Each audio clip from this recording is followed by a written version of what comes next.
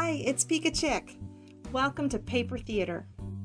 To start, you'll need a paper theater kit, an X-Acto knife, a cutting surface, not your Princess Bride playmat, and white glue.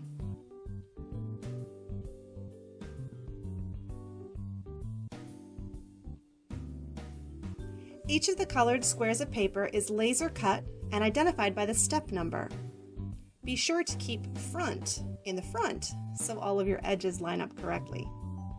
This set has instructions in both Japanese and English, but the photo illustrations are very effective, with the learning curve provided by yours truly. The first thing we're going to assemble is a macaroon.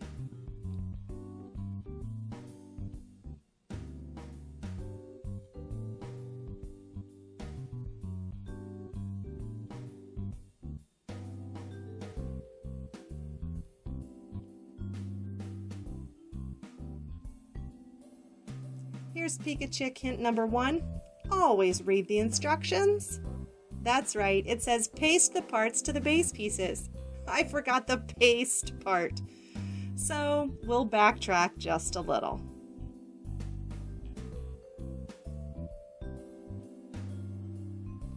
The detail here is amazing. Just a tiny bit of each layer is visible, but together the effect is really cool. If you keep your glue application light, you can press the layers together tightly without any excess glue escaping. Use the die-cut edges to be sure that your layers are lined up.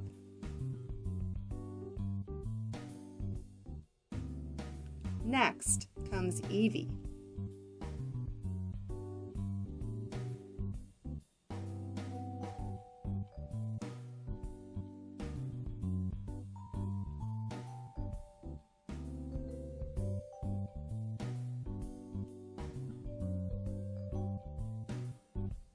Another really cool detail on this project, if two different pieces fit on the same layer, they will fit together exactly.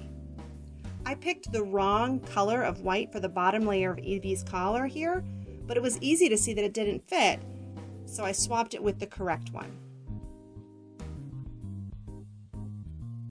The nature of the paper material means the layers are all the same thickness.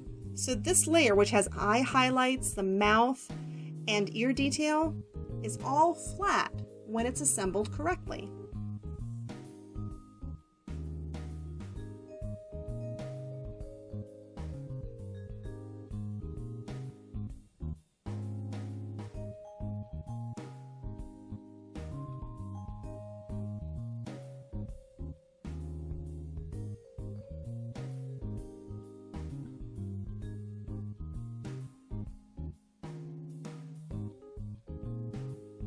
Then you put the next layer on and see the full effect of the pieces below.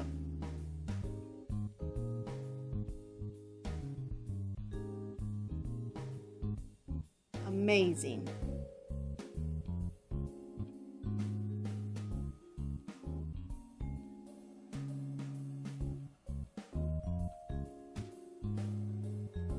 Each piece is connected by just 1 or 2 small paper tabs, which are easy to pierce through with the X-Acto blade.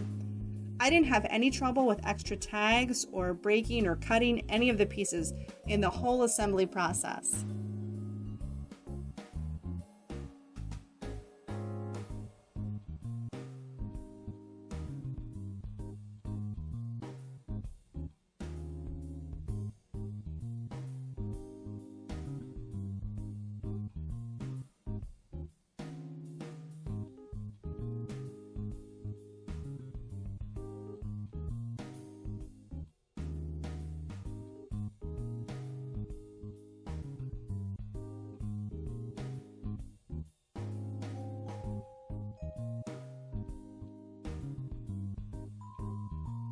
When you look closely, the Eevee has 7 different layers of colors and effects and looks absolutely stunning.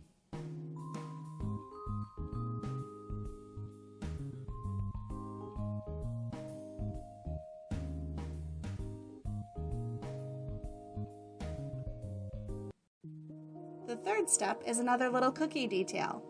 Who knew paper could be so yummy?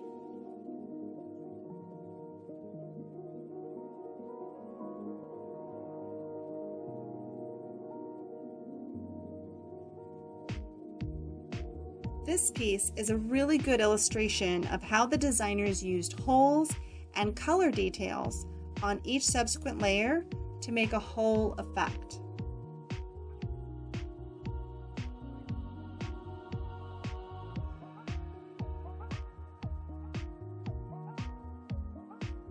This red strawberry first covers the whole cookie detail.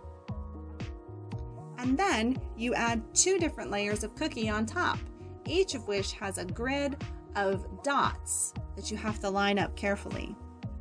When they're all aligned, the only red you can see is that tiny strawberry at the top.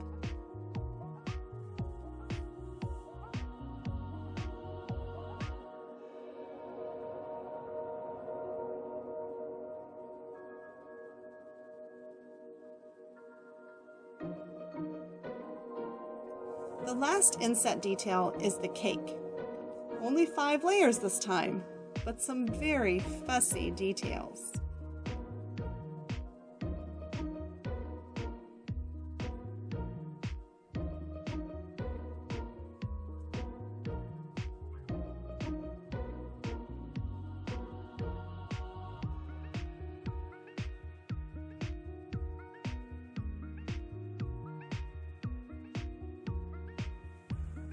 This piece illustrates another helpful detail included in the design. Some of the layers have small punch-out details which you use to align additional layers on the top. So for each of the white cake layers, there are alignment slots for each of the flowers, the ribbons, the drapes, and the icing. When you use these alignment layers, you can easily set the highlight details in exactly the right place.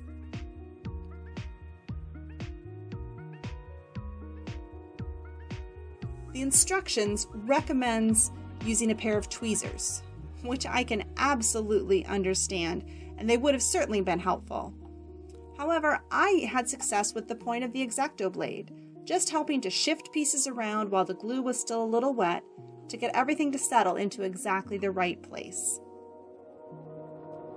The other benefit to using this white glue is, of course, it dries clear, so if you get a little extra on the edges, it's not going to show up in your final design.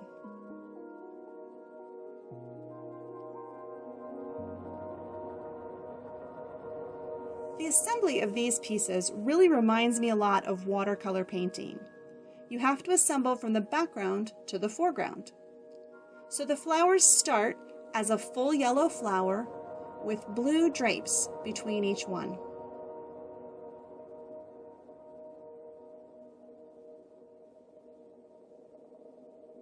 Then you add a green drape detail and pink flowers, and you end up with a pink flower with a yellow center, connected by green drapes, highlighted with a blue shadow to show the folds of the fabric. It's genius.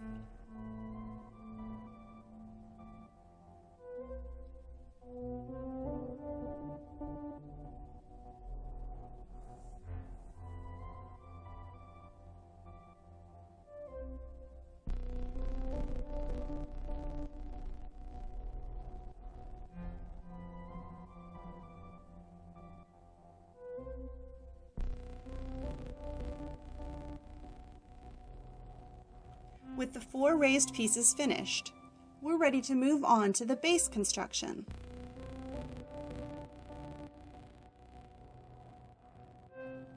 I did have a little trouble with the video during this part of the assembly, but I'm going to pick up on the back side of the base. The base piece is different than the others. You start with the highlighted doily and silverware details on the front, and then you add a second layer on the back. This serves to strengthen the base and make the slots thicker to hold up each of those standing details. It's important to line all of those slots up exactly. The base pieces are also perforated to help folding, so you can separate the cake stand from the bottom of the case. Being able to fold the edges well is important here, so the sides will assemble cleanly and the whole piece will fit into the plastic case. Peek-a-chick secret number 2 here. I had to redo the base several times to get the folds and edges to meet correctly. Be patient. Finally, we're on to the assembly. You add glue to the tabs of each of the standing pieces and slip them into their respective slots. Just hold them still while the glue sets.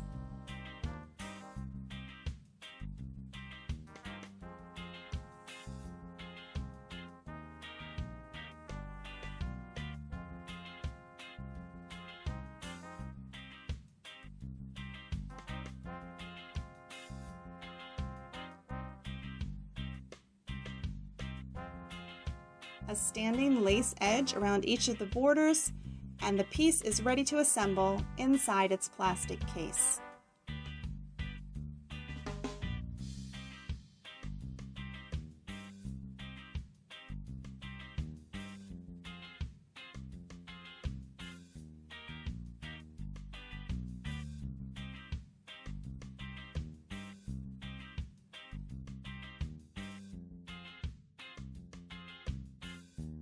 The plastic cube is actually a little deceptive. The hard top and bottom make the case rigid, but the sides are actually very flexible plastic. The top and bottom each have triangles to help you correctly align the piece front to back. I just used the X-Acto blade to press the base firmly in so that there's room for the side construction to also fit into the slots.